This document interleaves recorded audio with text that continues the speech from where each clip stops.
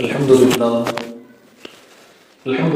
نحمده ونستعينه ونستغفره ونؤمن به ونتوكل عليه ونعوذ بالله من شرور أنفسنا ومن سيئات أعمالنا من يهده الله فلا مضل له ومن يضلله فلا هادي له ونشهد أن سيدنا ومولانا محمدا عبده ورسوله.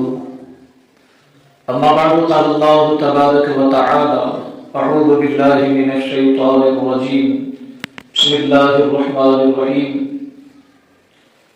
رضي الله عنهم ورضوا عنه ذلك لمن خشي ربه.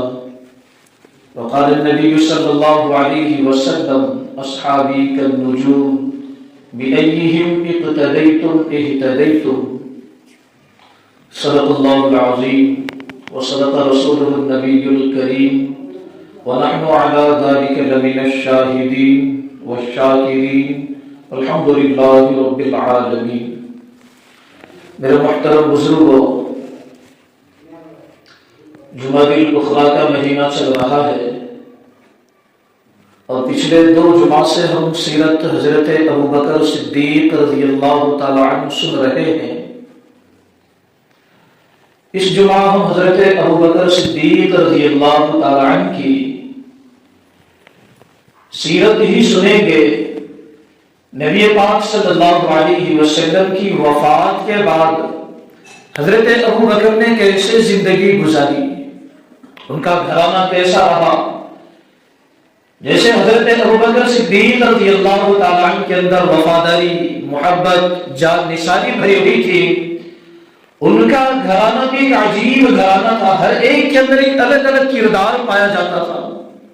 حضرت ابوبکر کے اندر بہادری بھی ہے، شجاعت بھی ہے، وفاداری بھی ہے، جان نثاری بھی ہے، محبت کی انتہا بھی ہے. اور ان کے گھر کے جتنے افراد ہیں، ان کے والد ابو قحافہ، ان کی بہن حضرت اسماء، ان کی بیٹی حضرت عائشہ، ان سب کے اندر بھی ایک الگ الگ صفت موجود ہے کہ اللہ رب العزت نے ان کے گھرانے کو ایک عجیب بنایا ہے ہر لحاظ کے اعتبار سے. حضرت ابوبکر کو لے لو، جان نثار بنے، رسول اللہ کے وفادار بنے، رسول اللہ کے رفیق بنے، جن کے بارے میں یہ کہا گیا اسمہ فی السماء صدیق ولی محمد صلی اللہ علیہ وسلم رفیق وغار، کہ آسمان کے اندر فرشتے کو صدیق کے نام سے جانتے ہیں اور دنیا میں یہ محمد صلی اللہ علیہ وسلم کا رفیق اور دوست بنے گا. اور جب مال خرچ کرنے کی باری آتی ہے تو حضرت ابوبکر سب سے آگے رہتے ہیں. جتنا مال ان کے پاس موجود تھا سارا کا سارا مال اللہ کے لیے خرچ کر دیا. جب ہجرت کی باری آئی، رسول اللہ حضرت ابوبکر دونوں چلے ہیں. حضرت ابوبکر کے جب گھر پر رسول اللہ پہنچے، سارا سامان تیار کر لیا، جتنا مال تھا سب لے کر چلے گئے. ان کے والد ابو قحافہ نابینا ہے، دیکھ نہیں سکتے، ابھی اسلام قبول نہیں کیا. اپنے گھر کے اندر اپنی بیٹی سے پوچھتے ہیں حضرت اسماء سے، کیا ابوبکر نے کچھ چھوڑا ہے؟ حضرت اسماء کہتی ہے، چھوٹی سی بچی ہوئی، زیادہ عمر نہیں حضرت اسماء کی. وہ پہلے زمانے میں مٹی کے برتن ہوا کرتے تھے، جب اس کو توڑا جائے تو باریک باریک ٹکڑے اس کے ہو جاتے ہیں. اور پہلے زمانے میں اس مٹی کی دیواریں ہوا کرتی تھی اور دیوار کے اندر کھڑکیاں بنائی جاتی تھی سامان رکھنے کے لیے. حضرت اسماء نے مٹی کے برتن کے جو ٹکڑے تھے وہ ٹکڑے اس کھڑکی کے اندر رکھ دیے اور اس کے اوپر کپڑا ڈال دیا. اپنے والد ابو قحافہ کا ہاتھ لے کر اس کے اوپر رکھ دیا کہ دیکھو ابا، ہمارے بھائی ابوبکر نے ہمارے لیے چھوڑ کر کچھ گئے ہیں. تو ابو قحافہ کہنے لگے کہ میں ابوبکر کو جانتا ہوں اور اس کی محبت کو بھی جانتا ہوں کہ وہ اپنے محبوب سے کتنی محبت کرتا ہے. مال تو مال، اگر اس کو اپنی جان بھی اگر دینا پڑے تو پیچھے نہیں ہٹے گا. اگر اتنا چھوڑا ہے تو اس میں تیرا گزارا ہو جائے گا. وہ حضرت اسماء جن کی عمر کوئی زیادہ نہیں ہے لیکن ایمانی اعتبار سے کتنی زیادہ بڑی ہوئی ہے. ابوبکر نے کوئی مال گھر کے اوپر نہیں چھوڑا. گھر کے اوپر کیا چھوڑا؟ اللہ اس کے رسول کو گھر کے اندر چھوڑا ہے. سارا مال ہجرت کے لیے لے کر چلے گئے. کہیں ضرورت پیش آ جائے، کہیں مال کی ضرورت پڑ جائے. حضرت اسماء کے بارے میں آتا ہے دن بھر کھجور کی گٹلیاں جمع کرتی اور رات کو کپڑے میں ڈال کر پیستی، جب باریک ہو جاتی پانی کے اندر ملا کے اسے پی لیتی اور رات بھر مصلی کے اوپر کھڑے رہ کر نمازیں پڑھتی. یہ حضرت اسماء رضی اللہ تعالی عنہا ہے، حضرت ابو بکر کی بہن، مدینہ منورہ پہنچ گئے، صحابہ ہجرت کر کے مدینہ منورہ چلے گئے، ان کی بیٹی حضرت عائشہ صدیقہ رضی اللہ تعالی عنہا ایک مرتبہ حضرت ابو بکر غالباً مرض الوفات کے اندر مبتلا ہے، اس کے کچھ دن کے بعد یا کچھ مہینے کے بعد حضرت ابو بکر کی وفات ہوئی، گھر کے اندر حضرت عائشہ تشریف لائی، دیکھا حضرت عائشہ کے ہاتھ میں نیا کپڑا تھا، حضرت ابو بکر نے پوچھا کہ یہ کپڑا کس لیے ہے، کس لیے منگایا گیا ہے؟ وہ کپڑا تھا کفن کا کپڑا تھا، تو حضرت عائشہ نے کہا کہ ابا جان یہ کفن کا کپڑا تیار کیا ہے، کب ضرورت پیش آ جائے معلوم نہیں۔ تو حضرت ابو بکر ناراض ہوئے، کہنے لگے بیٹا محمد عربی صلی اللہ علیہ وسلم نے تمہاری گود کے اندر دم توڑا ہے، تم نے ان کے لباس کو دیکھا ہے، کیسا لباس تھا؟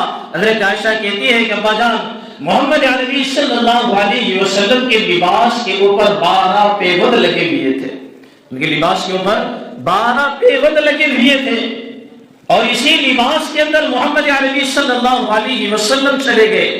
میں محمد عربی صلی اللہ علیہ وسلم کا محبوب، میں اسے محبت کرتا ہوں، کیا یہ گوارا رہے گا کہ میرا محبوب پرانے لباس کے اندر چلا جائے اور میں نئے لباس کے اندر ان کے پاس جاؤں؟ لہذا یہ کپڑا مدینے کی کسی بیوہ کو دے دینا، وہ اس سے فائدہ اٹھا لے گی۔ میرے محترم بزرگ دوستو، حضرت ابوبکر صدیق رضی اللہ تعالیٰ عنہ نے تقریباً 2.5 سال امیر المؤمنین کے فیض امیر المؤمنین بنے رہے، 2.5 سال تک انہوں نے غالباً حکومت کی ہے۔ تو اس عرصے کے اندر بیت المال سے جو ان کو وظیفہ ملتا تھا، اب اس دور کے لحاظ سے جو بھی ملتا ہوگا، 2.5 سال کی جو رقم بنتی ہے، اخیر وقت میں خیبر کی زمین کو بیچ کر وہ سارا کا سارا مال بیت المال کے اندر جمع کر دیا کہ میں مسلمانوں کا مال نہیں کھا سکتا۔ یہ حضرت ابوبکر صدیق رضی اللہ تعالیٰ عنہ ہے۔ اور صحابہ کرام رضوان اللہ تعالی علیہم اجمعین میں بہت سارے صحابہ ایسے ہیں جو صحابی بھی ہے پلس کہتے ہیں اللہ کے ولی، کہ جس سے کوئی کرامت ظاہر ہو جائے۔ قرآن مجید کے اندر تفسیر ابن کبیر کے اندر لکھا، تفسیر کبیر کے اندر لکھا ہوا ہے ایک آیت مبارکہ سورہ کہف کی، فَضَرَبْنَا عَلَىٰ آذَانِهِمْ فِي الْكَهْفِ سِنِينَ عَدَدًا، کہ اصحاب کہف کا تذکرہ چل رہا تھا کہ اللہ رب العزت نے کیسے ان اصحاب کو سلا دیا، اور اس سلانے کی مدت 309 سال وہ لوگ اس غار کے اندر سوئے رہے، 309 سال تک۔ ایسا نہیں کہ ایک ہی حالت پر سوئے ہے، ایسا بھی نہیں کہ پھر پلٹی ماری پھر ادھر ہی سوئے رہے۔ قرآن مجید کہتا ہے ذات الیمین و ذات الشمال، کہ اللہ نے فرشتوں کو متعین کر دیا تھا کہ تھوڑی تھوڑی دیر میں ان کی کروٹیں بھی بدلتے رہنا، ادھر سوئے پھر ان کی کروٹ ادھر کر دینا، کبھی ادھر کر دینا۔ وہ سوئے 309 سال تک وہ اس غار کے اندر سوتے رہے۔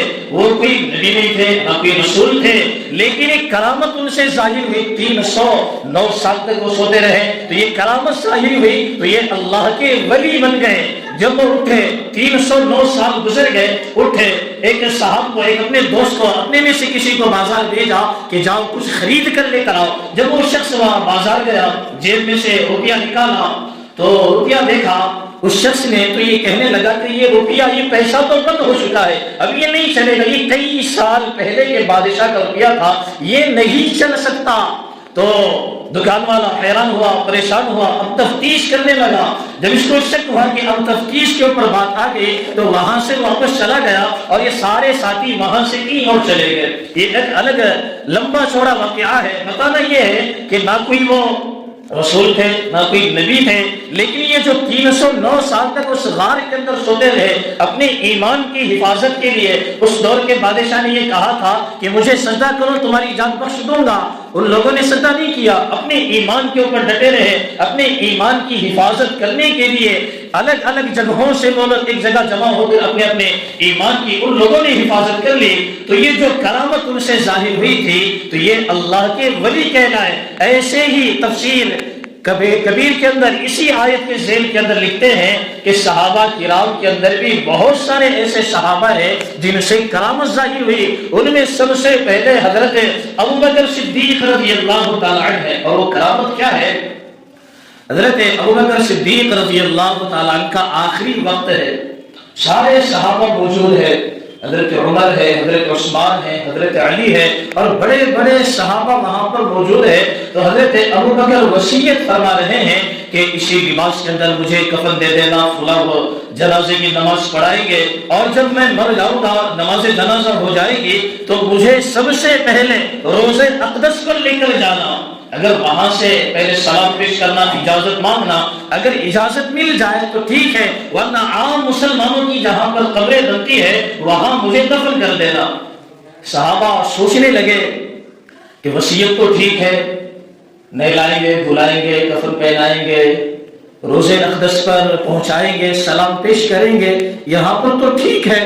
اب اجازت مانگی جائے گی تو جواب وہاں سے کیسے آئے گا؟ اب یہ تو ایک ہوا میں باتیں ہو گئی کہ اب اجازت مانگی جائے تو جواب کیسے آئے گا؟ صحابہ بھی پریشان ہے، اب کیا ہوگا؟ ابوبکر نے وصیت کی ہے، اب کیا ہوگا؟ جواب کیسے آئے گا؟ کوئی قاصد رہے گا یا کوئی پرچی وغیرہ آئے گی؟ جواب کیسے وہاں سے آئے گا؟ وصیت کے مطابق حضرت عمر بن خطاب رضی اللہ عنہ نے نماز جنازہ پڑھائی. نماز جنازہ جب پڑھائی انہیں وہاں سے لے کر چلے روضہ اقدس جہاں رسول اللہ صلی اللہ علیہ وسلم کی وفات ہوئی.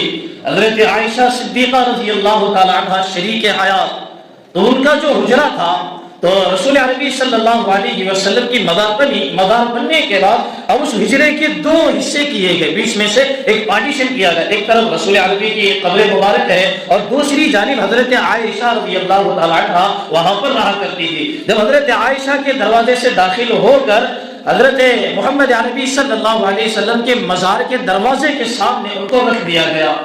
صحابہ نے سلام پیش کیا اور یہ کہا کہ یا رسول اللہ، ابو بکر حاضر ہے آپ کے پاس، آپ کے بازو میں، یا آپ کے پاس آنے کے لیے تیار ہے. صحابہ پریشان، اب جواب کیسے آئے گا؟ جیسے ہمارا عقیدہ ہے، عقیدہ حیات النبی صلی اللہ علیہ وسلم، ہم یہ کہتے ہیں کہ قبروں کے اندر بھی نبی پاک صلی اللہ علیہ وسلم اور دیگر انبیاء قبروں میں بھی زندہ ہے. یہ ہمارا عقیدہ ہے. اب یہ عقیدہ یہاں پر سچ ہوگا کہ ابو بکر نے کہا تھا ان کے دروازے پر لے کر جانا، اجازت مانگنا، اجازت مل جائے تو مجھے وہاں دفن کر دینا، اگر اجازت نہ ملے تو عام مسلمانوں کی جہاں قبریں بنتی ہے وہاں پر مجھے دفنا دینا. وصیت کے مطابق لے کر گئے، سلام پیش کیا، اجازت مانگی گئی. ایک دم سے حجرے رسول جہاں پر رسول عربی کی قبر مبارک بنی ہوئی ہے، ایک دم سے دروازہ کھلا اور اندر سے آواز آئی کہ میرے محبوب کو، میرے عاشق کو، ابو بکر کو جلدی سے اندر بھیج دو، جلدی سے ابو بکر کو اندر بھیج دو، یا ہاتھوں ہاتھ ابو بکر کو اندر لے کر آ جاؤ. میرے محترم بزرگ دوستو، صدیق اکبر رضی اللہ تعالیٰ عنہ ہے جن کے بارے میں فرشتے نے خوشخبری سنائی تھی ان کے والدہ کو، اسمہ فی السماء صدیق ولی محمد صلی اللہ علیہ وسلم رفیق الوفا، کہ صدیق تو وہ ہے کہ آسمان میں جن کو صدیق کے نام سے فرشتے جانتے ہیں، اور دنیا میں یہ صدیق محمد عربی صلی اللہ علیہ وسلم کے یار بھی بنیں گے، غار کے ساتھی بھی بنیں گے، مزار کے ساتھی بھی بنیں گے، قیامت کے ساتھی بھی بنیں گے، اور جنت کے ساتھی بھی حضرت ابوبکر صدیق رضی اللہ تعالیٰ عنہ بنیں گے. میرے محترم بزرگ و دوستو، حضرت ابوبکر صدیق رضی اللہ تعالیٰ عنہ بڑے تاجروں میں شمار ہوتے تھے. باوجود مال ہونے کے، باوجود ساری آسائشیں ہونے کے، سارا مال اللہ کے راستے میں خرچ کر دیا. امیر المومنین بنے، وظیفے کے اوپر زندگی گزاری، بیت المال سے وظیفہ آتا اسی کے اوپر زندگی گزارتے، اور آخر وقت میں اپنی زمین بیچ کر سارا بیت المال کا جو مال جو وظیفے کے طور پر ان کو ملا کرتا تھا اپنی زمین بیچی، جتنا وہ اس کی رقم ہے سارا کا سارا بیت المال کے اندر جمع کر دیا. یہ حضرت صدیق اکبر رضی اللہ تعالیٰ عنہ کی سیرت ہے. میرے محترم بزرگ دوستو، کتابوں میں اور تاریخ میں یہ باتیں آتی ہے کہ جب سے حضرت ابوبکر صدیق رضی اللہ تعالیٰ عنہ نے اسلام قبول کیا اور اس کے بعد سے رسول عربی کی جتنی عمر مبارک رہی ہے، رسول عربی کو کسی چیز کی ضرورت ہو یا رسول اللہ نے ابو بکر کو بلایا ہو اور ابو بکر اس موقع پہ غیر حاضر رہے، ایسا کبھی نہیں ہوا. حضرت ابو بکر نے کبھی رسول اللہ کو اکیلے نہیں چھوڑا. جب بھی آواز لگی حضرت ابو بکر نے سارا مال اللہ کے لیے خرچ کر دیا. صحابہ میں کمپٹیشن لگا کرتا تھا کہ رسول اللہ کی زبان سے کوئی الفاظ نکلے اور ہم اس کو پورا کر دیں. رسول اللہ ہم سے کچھ مانگے ہم ان کو دینے کے لیے تیار ہیں، تاکہ اس کے بعد کی جو خوشخبری آئے گی وہ ہمارے لیے ہوگی۔ ہم ہر موقع پر تیار ہیں۔ صحابہ کرام رضوان اللہ تعالی علیہم اجمعین، جن کے بارے میں محمد عربی صلی اللہ علیہ وسلم یہ کہتے ہیں اصحابی کالنجوم بأیہم اقتدیتم اہتدیتم، رسول اللہ فرماتے ہیں میرے صحابہ ستاروں کے مانند ہے۔ رات ہو جائے آسمان کی طرف ہم نظر کریں، دیکھیں ستارے کیسے چمکتے ہیں، رسول اللہ کہتے ہیں کہ میرے صحابہ ستاروں کے مانند ہے۔ ان میں سے جن کی بھی اقتدا کر لو گے، جن کی بھی بات کو مانو گے، تم کامیابی تک ضرور پہنچو گے۔ میرے محترم بزرگوں، دوستو، صدیق اکبر رضی اللہ تعالی عنہ کی وفات کا مہینہ جمادی الاخری 22 جمادی الثانی کو صدیق اکبر رضی اللہ تعالیٰ عنہ کی وفات ہے۔ ہمارے لیے ضروری کہ ان کی سیرت کو جانیں۔ خلیفہ بلا فصل ہے، نبی کے بعد سب سے پہلے خلیفہ حضرت ابو بکر بنے ہیں۔ ہم چاہنے والے، ماننے والے، رسول اللہ کے عاشق ہم لوگ ہیں، اور جو رسول اللہ کے عاشق ہیں ہم ان کے بھی عاشق ہیں۔ تو میرے محترم ان کی سیرت کو جانیں، پہچانیں، کیسی زندگی گزاری، کیسا رسول اللہ سے عشق کیا، ان کی سنتیں اپنی زندگی کے اندر کیسے لائی، اور ساری چیزیں جب زندگی کے اندر آ گئی تو اللہ نے کہا رضی اللہ عنہم ورضوا عنہ، کہ میں ان سے راضی ہوں اور وہ مجھ سے راضی ہے۔ میرے محترم بزرگ دوستو، اللہ رب العزت سے دعا ہے کہ اللہ تعالیٰ ہم سب کو کہی ہوئی باتوں پر عمل کرنے کی توفیق عطا فرمائے۔ جو حضرات سنت نہیں پڑھے وہ سنت ادا کریں۔